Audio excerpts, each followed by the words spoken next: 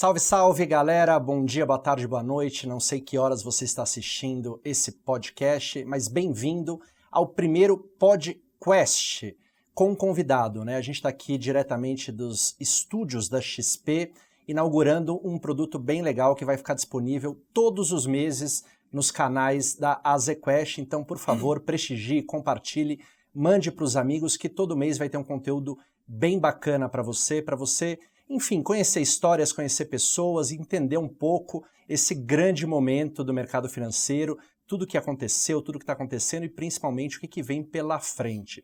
A nossa estreia, né, a gente veio aqui para a XP para começar com o pé direito. A gente está aqui com o homem do ano de todos os últimos anos, né, Guilherme Benchimol está aqui com a gente e para nos ajudar a conversar também, para a gente dar uma espremida, o Alexandre Silvério, que é executivo-chefe de investimentos da AZQuest. Boa tarde, Benchimol, boa tarde, Silvério. Boa tarde. Acho que a gente tem que começar de alguma maneira, a gente tem uma situação raríssima aqui, que o mercado financeiro todo mundo se conhece, todo mundo às vezes é amigo, às vezes é inimigo, mas vocês se conhecem antes disso tudo virar realidade, né? Vocês jogavam bola juntos, faziam o que juntos na adolescência ou antes de existir mercado financeiro na vida de vocês? Conta você, então. Quer que eu conte? Começa você que continua depois. Bom, acho que a gente tem uma ligação antiga. Não posso deixar de citar aqui uma pessoa em comum, que é uma pessoa que é muito minha amiga até hoje, que é o André Benchimol, que é primo do Guilherme. E a gente fazia faculdade junto no Rio de Janeiro, a gente fez engenharia. E no meio da engenharia a gente percebeu claramente que o nosso negócio não era engenharia. E a gente foi fazer um estágio num banco de investimentos, chamado naquela época Banco Grafos. E naquele momento a gente saía bastante, a gente estudava bastante, a gente trabalhava bastante.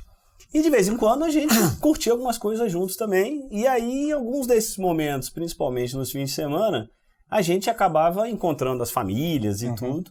No meu caso, a minha família morava em Brasília, então eu tive muita proximidade à família do Benchimol. Aquele churrasco de domingo na casa de algum parente, algum amigo. Era por aí, né, Guilherme? Eu tava quebrando histórias, né? Porque realmente vocês são um pouco mais velhos que eu, né? Você tem que idade, Silvério? 46. Eu tenho 43. Então, ali você devia ter 21, eu tinha 18. Exatamente. Então, me lembro que a gente estava na casa do André, em Teresópolis, e eu já tinha... Meu pai é médico, né? E minha mãe é artista plástica. Então, assim, eu não tinha ninguém na família que pudesse me inspirar na direção do mercado financeiro. Tinha o André, meu primo, que estava estagiando na Grafos lá com você. Sim. E aí eu tinha assistido já alguns encontros com o César Fernandes, etc. E aí, na casa do André em Teresópolis, eu me lembro que o André e o Silvério abrindo a Gazeta Mercantil e comentando sobre as notícias. Finada Gazeta Mercado Mercantil. financeiro e tal. E aí aquilo tocou muito em mim. Foi a primeira vez que você pensou nisso? Não, eu já estava pensando, mas eu comecei a ter neles a inspiração de fato começar naquela direção mesmo, né? E eu queria ser parte da conversa, né? Mas eu via eles conversando, não conseguia entender nada, então... Mas ele entendeu rapidamente. Eu entendi rápido. Rapidamente ele entendeu. E eu me lembro muito da ida dele para a InvestShop. Sim, pro Bozano, no caso, na época, né? E ele talvez ele não lembre dessa passagem. Mas antes disso eu fui para... Mas isso foi bem depois, cara. Eu sei. Ali eu mas fiquei... tem um link, quando você foi para Porto Alegre, pela InvestShop, eu me lembro da gente se falar no telefone e você perguntar para mim, cara, será que esse negócio aqui vai dar certo? Eu falei assim, vai lá tentar. E aí começa toda a história. Né? Foi isso. Então, assim, o André e o Silvério foram pessoas super importantes. Eram as pessoas mais próximas de mim que me estimularam no mercado financeiro. Então, querendo ser parte da conversa que eu fui Você se lembra disso, Silvério? Você se lembra de ter alguma impressão à época do tipo, pô, que legal... Eu não sei, normalmente quando a gente vê alguém que quer fazer o que a gente faz, a gente é mais carinhoso ou mais... enfim, tem mais paciência para inserir a pessoa. Ou quando a gente percebe que a pessoa não dá muito para aquilo, você começa a tentar desestimular. Você se lembra de ter tido alguma reação com o Guilherme lá atrás? Não, claramente assim. Primeiro, a gente tinha essa relação pessoal que era muito forte, da gente estar junto em alguns momentos. E o Guilherme sempre foi um cara intenso, né? Um cara muito curioso, um cara que sempre gostava de fazer as coisas bem feitas, e ficou claro para mim nas nossas conversas que assim, o cara ia ter um futuro brilhante. Eu só não imaginava que ele ia ser o homem do ano tantos anos seguidos, realmente. Mas assim, que ele realmente era um cara diferenciado, desde aquele momento eu e o André a gente sabia. No fundo, a minha visão na época lá era muito mais era muito mais ser trader, era seguir numa direção diferente do mercado financeiro. Eu entrei no mercado tendo mais essa cabeça, assim, de conseguir comprar barato e vender caro, enfim, sentar naquelas telas com 4, 5 monitores e tal. Então essa era a minha cabeça na época lá. E eu confesso que eu só fui me encontrar no mercado financeiro quando eu comecei a virar empreendedor mesmo. Uhum. Então assim, essa fase inicial era uma fase muito mais de querer se conhecer e como é que eu me conecto nesse ambiente. Queria dar um salto aí de muitos anos. Enfim, o mercado financeiro, quando a gente fala de investimentos, pessoa física, né? Se a gente voltar aqui, 20 anos atrás não tinha nada, 15 anos atrás não tinha nada, 10 anos começou a surgir um mato, aí a XP vem e cria, né? Talvez não sozinho, é injusto falar que sozinho, mas liderando uma coisa inacreditável que aconteceu num curto espaço de tempo. Hoje as pessoas perderam o medo de investir via corretora, hoje as pessoas procuram produtos, as pessoas conseguem entender alguma dessas letrinhas que complicam a vida delas, as pessoas prestam atenção nos seus investimentos. Você acha, Guilherme, que a gente está em que, né, se a gente imaginar uma grande estrada, a gente está em que etapa dessa estrada? A gente está muito no começo? A gente está no meio? O que você imagina que vai acontecer num futuro breve? Olha, eu acho que a gente está só começando. E, acima de tudo, porque o Brasil, desde 94, que é a história mais recente do país, desde o Plano Real, nossos juros médios é muito elevado. 2 dígitos? É, de 2 dígitos. É na faixa de 13%, 13,5% na média ao ano. Então, isso não forma investidores conscientes do longo prazo, né? Aliás, até formam, mas a conjuntura macroeconômica não permite que as pessoas investem como se investe no mundo afora quando você tem os juros mais normais. Claro. Então, aqui no Brasil, as pessoas que foram as mais espertas nesses últimos anos foram aquelas pessoas que pouco fizeram, né? Você comprava uma LCI de curto prazo. Aqui nunca teve a relação risco-retorno, né? Aqui Eu sempre... costumo dizer que a gente nunca correu o risco de reinvestimento. Quando você estuda a teoria de investimento, tem sempre o risco de reinvestimento, que é você não conseguir comprar o título que vence na mesma taxa. A gente nunca viveu isso. A pessoa comprava um título ligado à inflação, ela conseguia reinvestir quando vencia, às vezes numa taxa até superior. Esse momento é completamente diferente de tudo que a gente viveu nos últimos 25 anos. Então no final, quando a gente começa a ter um ambiente onde falar sobre investimento em ações, falar sobre o longo prazo passa a fazer sentido, e quando a gente olha o tamanho da indústria atual e a gente percebe o quanto ainda é bancarizado, o quanto ainda está atrelado ao CDI. Hoje no Brasil são quase 7 trilhões de liquidez no sistema, pessoa física e pessoa jurídica, e mais de 90% disso ainda bancarizado, e de todo o sistema, a maior parte disparada é no CDI. Então, fora quase um TRI em caderneta de poupança, né? Assim, a gente tem no Brasil, hoje, somando a poupança, a gente tem 2,5 trilhões que rodam 85% do CDI. A gente imaginar que o CDI até o final do ano chega na faixa de 5%, ou seja, isso está rodando a mais ou menos 4 e pouquinho, né? 4 e pouquinho tira inflação, ou seja, as pessoas agora começam a ficar abertas. A gente começou a construir a empresa num momento onde falar sobre educação financeira, falar sobre longo prazo, ações, etc., não era algo trivial porque as pessoas não estavam abertas. Por quê? Porque era mais cômodo deixar investido em CDI, inflação e etc. Agora, tudo que a gente fala começa a ecoar muito mais porque o cenário mudou. Então, assim, eu tenho certeza que o processo só está começando. E o interesse é impressionante, né? Você vê um monte de coisa, prova que estamos fazendo um podcast aqui, porque as pessoas querem aprender, querem entender o que está acontecendo. Você acha que a gente está conseguindo trazer junto esse cara com educação financeira, com conhecimento? Para você também, Silvério, como é que é o cara, né? Antigamente, 10 anos atrás, o cara... Quando o fundo dá 130 do CDI, o cara acha legal, o primeiro mês que dá 85, o cara pega o telefone e liga, quer falar com o cara, quer saber o que foi. A gente conseguiu mudar um pouco de patamar na educação do cliente? A minha sensação é que a gente está no início desse processo, como o Guilherme falou, mas eu acho que a gente já vê sinais muito claros disso, né? Eu vou dar alguns exemplos. Você comentou sobre a popularização.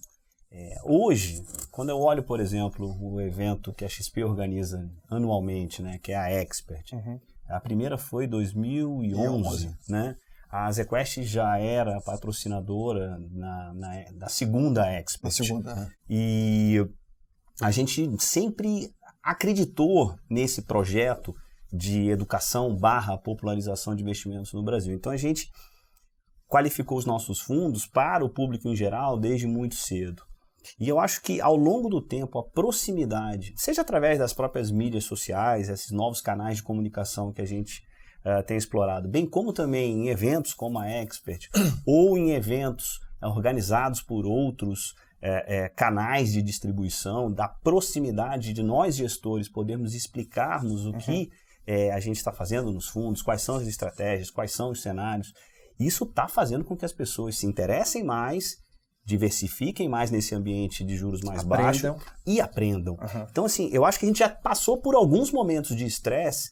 Claro, a gente não passou por um momento de mercado péssimo nos últimos... bear market. Nos últimos 5, 6 anos. Mas, assim, a gente passou por momentos já difíceis de bolsa, 2013, 2014, e a gente vem em 4 anos positivos de mercado como um todo. Mas nesses 4 anos, alguns eventos importantes aconteceram, alguns estresses de mercados aconteceram em alguns dias específicos, e eu acho que a reação do investidor em geral, mesmo em fundos de ações ou em fundos de maior volatilidade como fundos multimercados, foi muito positiva. Mostrou que esse processo que começou lá atrás, que a XP foi uma das pioneiras e que está acontecendo em diversos outros canais, isso está fazendo com que o investidor entenda melhor os riscos que ele está correndo sim. Eu diria que é muito difícil você falar, a gente cresceu com educação financeira, né? E é difícil você fazer educação financeira e querer escalar isso quando o cenário macroeconômico não ajuda. As pessoas acabam não estando abertas a essa possibilidade, porque justamente tem um risco-retorno que acaba não atraindo nessa direção. Mas no final, assim, demora tempo até que as pessoas comecem a entender esse ambiente novo. O que faz com que 50% dos americanos investam em ações é que lá fora já tiveram ciclos de crescimento longos. Então, enquanto não tiver um ciclo de crescimento econômico longo no Brasil, as pessoas não vão começar a se acostumar com esse processo.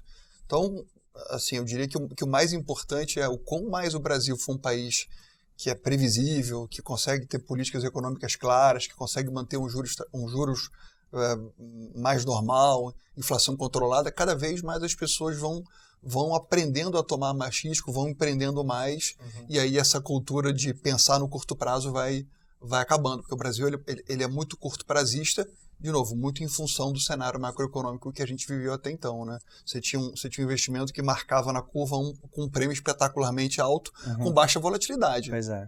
Então demora um tempinho até as pessoas virem que isso mudou. Sabe que o meu termômetro quem trabalha no mercado financeiro não escapa ileso de churrasco e festa de criança nesse fim de semana, né? E o cara sempre chegava e falava assim, pô, e aí, e qual ação que vai subir? E a Petrobras, tal? Sempre atrás daquela dica, né? Como se você fosse dar a bala de prata para o cara, né? E nos últimos tempos, normalmente a pergunta é do tipo, aonde eu invisto? É a classe de ativo. Parece que o cara está mais interessado em conhecer, ou pelo menos em saber, num fundo imobiliário é uma boa. Eu sinto que as perguntas melhoraram de nível. Que a galera parece que, enfim, aos poucos vai também participando mais da rotina delas, elas vão aprendendo, né? Guilherme, você acha que para quem está no mercado financeiro hoje, né, a galera que entrou aí nos últimos 4, 5 anos, a gente tem aí toda semana começa a grande crise internacional que não começa, né? Você acha que essas pessoas, elas estão preparadas para alguma coisa diferente que venha lá fora, um ano de bolsa em baixa, um ano que, enfim, aconteça alguma coisa que a gente ainda não sabe o que é? Como que você acha que vai ser a reação das pessoas, enfim, na primeira adversidade? Olha, eu acho que ninguém gosta de crise.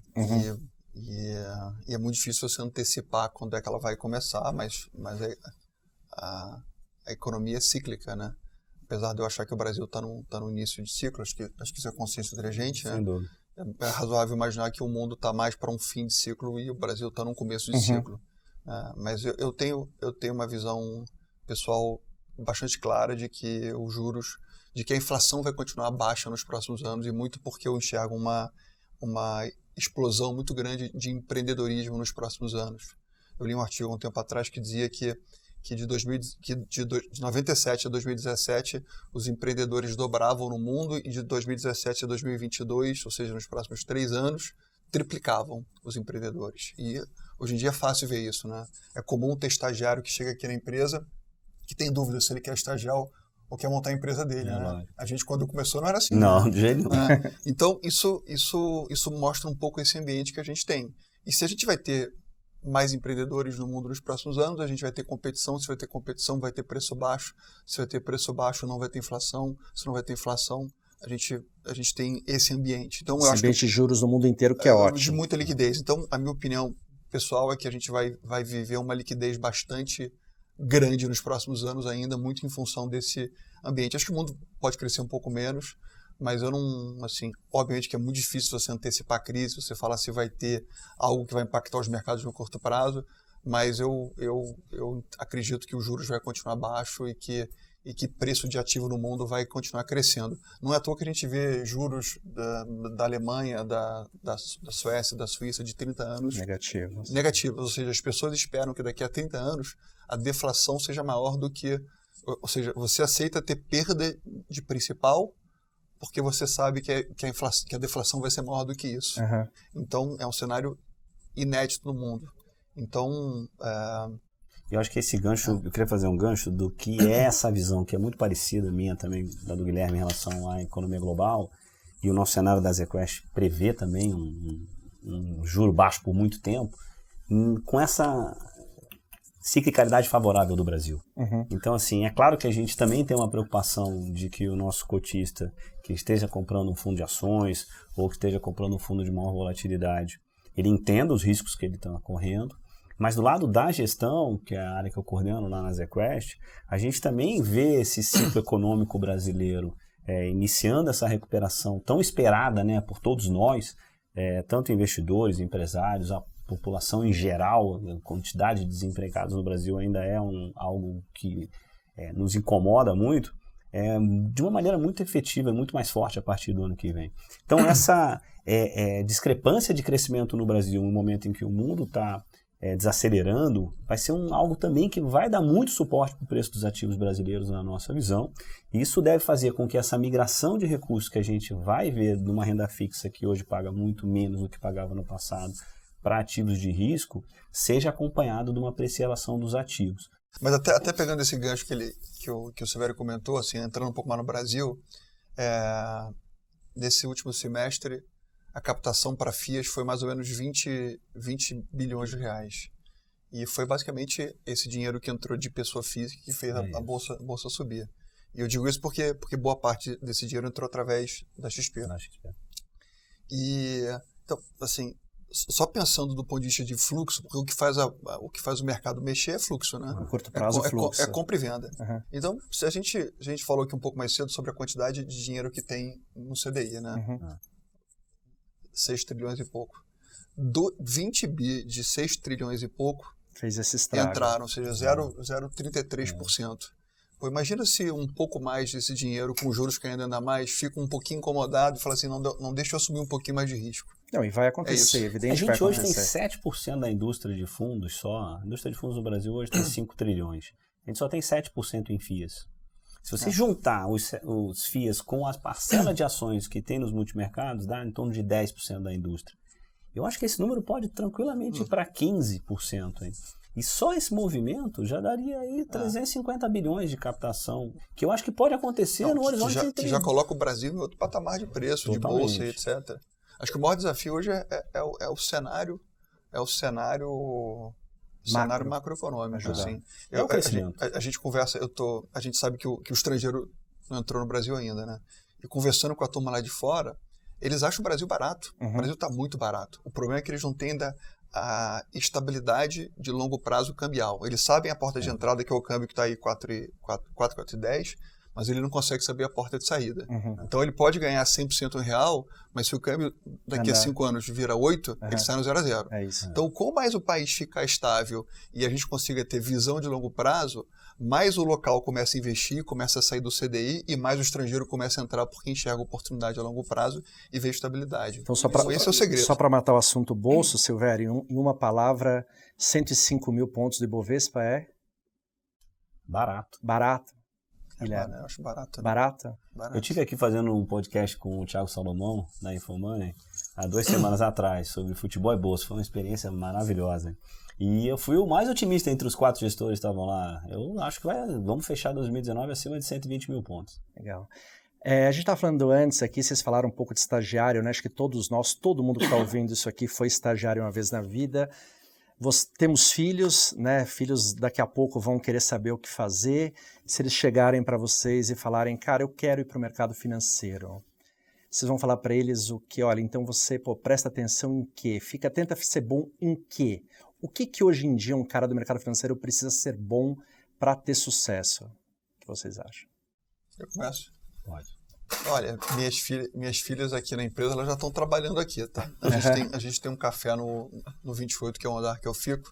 Então, um dia na semana elas ficam aqui servindo os funcionários. Né? Não é exatamente mercado financeiro, mas é a minha maneira de conseguir conectá-las à realidade. Então, elas ganham, elas têm a mesada delas e elas têm uma comissão sobre o que elas vendem aqui, né?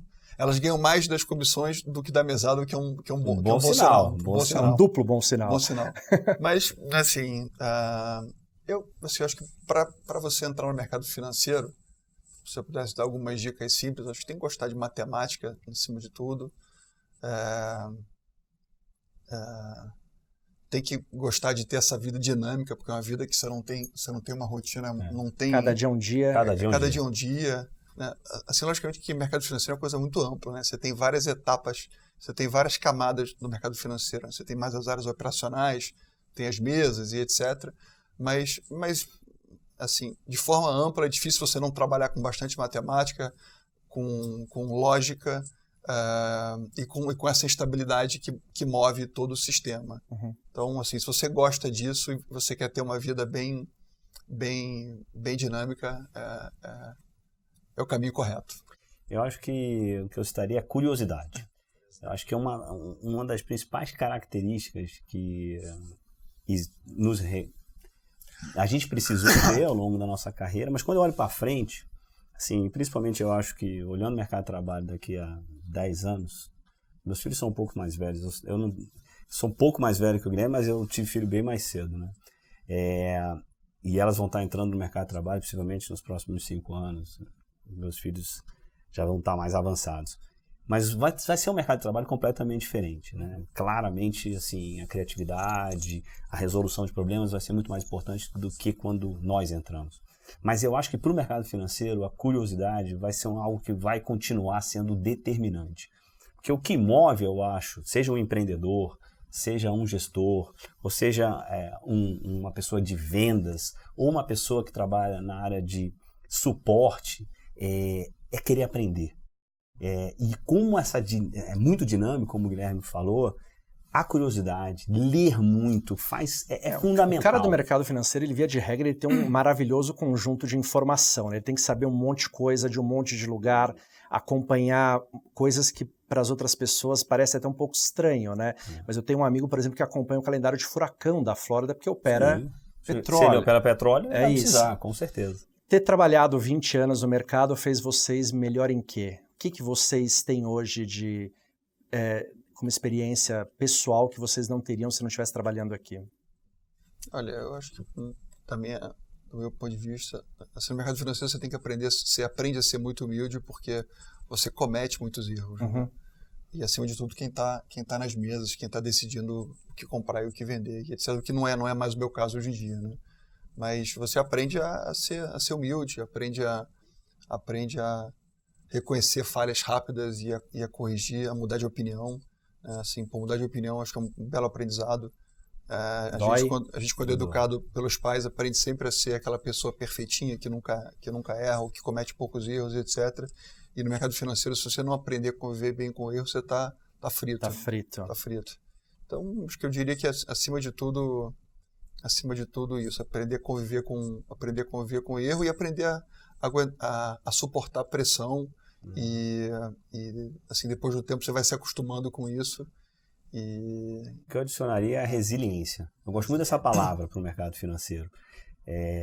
Você tem que ser resiliente, porque a humildade, para mim, sempre foi muito própria, né, das pessoas que tiveram algum tipo de ascensão no mercado, assim, ter essa capacidade de aprender com os erros, fundamental.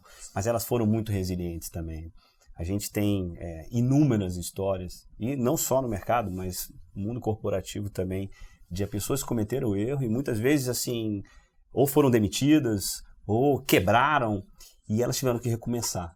Então, essa resiliência de aprender com os erros, ser humilde, mas também de aprender que precisa ser forte e que as adversidades muitas vezes te fortalecem, é fundamental, na minha opinião, no mercado. Acho que tem mais um ponto que é super importante, que é longo prazo. Acho que as nossas histórias foram construídas com visão de longo prazo e muitas vezes quem pensa no mercado financeiro pensa muito no curto prazo, né? Então é normal você abrir o jornal e ver aquela ação que ontem subiu 5% e você achar que você consegue fazer isso diariamente, né? E não é assim. O mercado financeiro é uma construção de longo prazo, como a maior parte das indústrias. Então você tem que ter resiliência, você tem que ser dinâmico, mas você tem que acreditar que você só vai construir histórias bacanas ou ter elevados retornos se você tiver essa visão. Você sabe que a gente está falando com um atleta de alta resistência. Eu sei, né? Ele faz assim, maratona, ultramaratonas, provas super de ultra resistência. A gente não consegue saber que horas que ele faz isso, né? Bom, mas enfim. Mas consegue. E na ZQuest a gente tem defendido muito essa tese também, usando inclusive um mote, né? Assim, que investimento não é uma corrida de 100 metros, é uma maratona. E a gente acredita muito isso dos nossos fundos. Nossos fundos, a gente não está lá para ser necessariamente o melhor fundo do ano. A gente adoraria se a gente fosse, mas o que a gente busca em todas as nossas estratégias é ser um fundo muito consistente e aderido a nossos objetivos de rentabilidade, que é muito o que o Guilherme está falando, essa visão de longo prazo. Não vai adiantar nada eu ser o melhor fundo esse ano e ano que vem entregar um retorno horroroso para o nosso cotista. Então, assim, tanto na nossa vida pessoal, mas também, eu acho, no nosso lado de gestor de recursos lá na ZQuest, a gente busca muito essa visão de maratona. Guilherme, tinha 4 perguntinhas aqui, simples, mas aquelas trick questions, que acho que você deve adorar. Acho que todo mundo tem um investimento que a gente não faz de jeito nenhum, por prêmio algum, por qualquer razão. Você tem um investimento, uma classe de ativo que você, aconteça o que acontecer, não vai pôr dinheiro nela? Poupança. Qualquer produto bancarizado que é vendido na prateleira dos grandes bancos, esses são aqueles que... De jeito nenhum. De jeito nenhum. Tem algum que você, independentemente do cenário, não abandona? Você pode até diminuir a posição, mas ficar fora em hipótese alguma? Fundo de ação com visão de longo prazo. Fundo de ação. Que investimento você acha que o brasileiro ainda não conhece direito, mas já deveria conhecer porque é muito bom, porque é interessante, ou porque o cenário ajudou, mas ainda você vê que não é uma coisa tão popular? Boa parte da minha carteira hoje ela é alocada em fundos de ações a longo prazo. Eu não acho que exista nada mais rentável com visão de longo prazo do que comprar boas companhias e deixá-las amadurecerem. Então, assim, isso é algo que está começando no Brasil. Assim, eu não sei quantas pessoas investem em FIAs, mas eu sei que no Brasil tem mais ou menos 1 milhão de pessoas que têm alguma ação na B3. Né? Então, assim, passou agora esse número de 1 milhão. Então, assim, é só olhar as casas renomadas do Brasil, a ZQuest é uma delas, e ver o histórico desses fundos a longo prazo. Não existe nada mais rentável, mas é importante que a pessoa entenda que essa rentabilidade vem acompanhada com volatilidade de curto prazo, mas eu acho que cada vez mais, se o cenário macro ajudar, cada vez mais as pessoas vão ficar abertas a entender que o caminho é por ali. E fora a caderneta de poupança, ou coisas piores, caderneta de poupança, o que você ainda não acredita que o brasileiro adora tanto e põe tanto dinheiro naquilo que você, enfim, para você parece ter pouco sentido? Olha, eu diria que o brasileiro ele tem uma relação hoje ainda muito forte com o banco, né? Então, assim, o gerente do banco tem uma persuasão muito grande sobre a pessoa física no Brasil, até porque a vida do brasileiro está muito lá dentro, né? Seja a conta salário, seja as contas que ele paga, o cartão de crédito, etc. Então, o gerente hoje, na média, ele tem as metas, dele e isso acaba gerando um sistema que não é mais alinhado com os interesses, que não é alinhado com os interesses do cliente.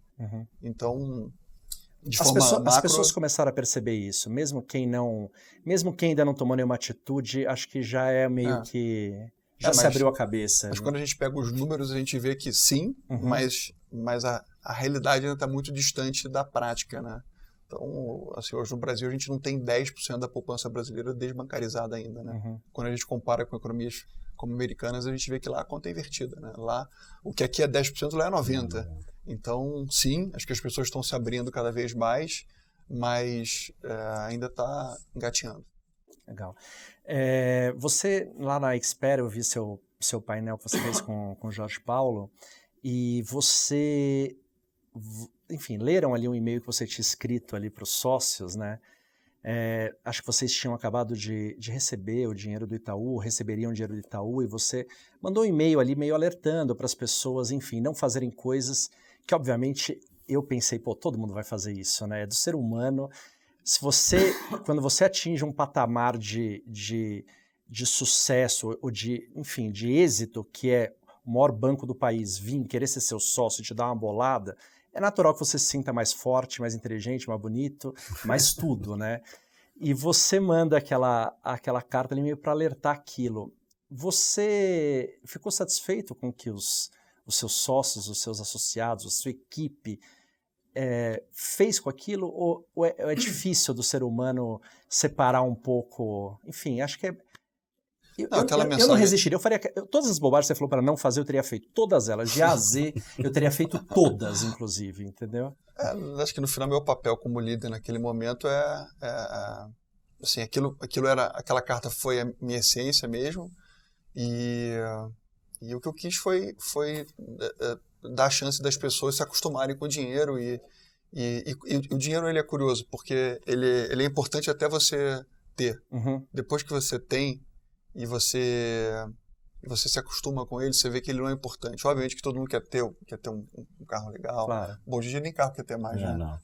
Carro não quer mais. Mas quer ter uma casa legal, porque conseguir tirar umas férias boas no final do ano. É isso. Uhum. E tudo que excede muito mais isso vira marginal. Vira mais um problema do que uma solução. Então hoje a maior parte das pessoas, aliás, todas as pessoas que estão do meu lado, e eu diria que a maior parte da empresa hoje está comprada num desafio. E quando você está comprado nesse desafio de longo prazo, e você pode ter algum evento externo que pode atrapalhar isso, e eu tenho alguns amigos meus que tiveram a chance de vender a empresa deles e botaram uma bolada no bolso e etc., e depois ficaram infelizes, porque assim, o barato é você estar numa jornada que não tem fim, né? É você acreditar que você está num desafio, que o que te move não é o dinheiro, o que te move é uma causa maior por trás. Propósito. Então, ali, assim, o que eu quis foi tentar pontuar isso, e foi muito bom porque ninguém saiu da empresa, e a gente saiu de lá mais fortalecido ainda, porque a turma tem dinheiro, e quem trabalha aqui é porque gosta, porque ama. E eu tenho certeza que quem cumpriu está muito satisfeito. Porque assim, tudo que o Guilherme falou lá para não fazer e eles não fizeram foi bom.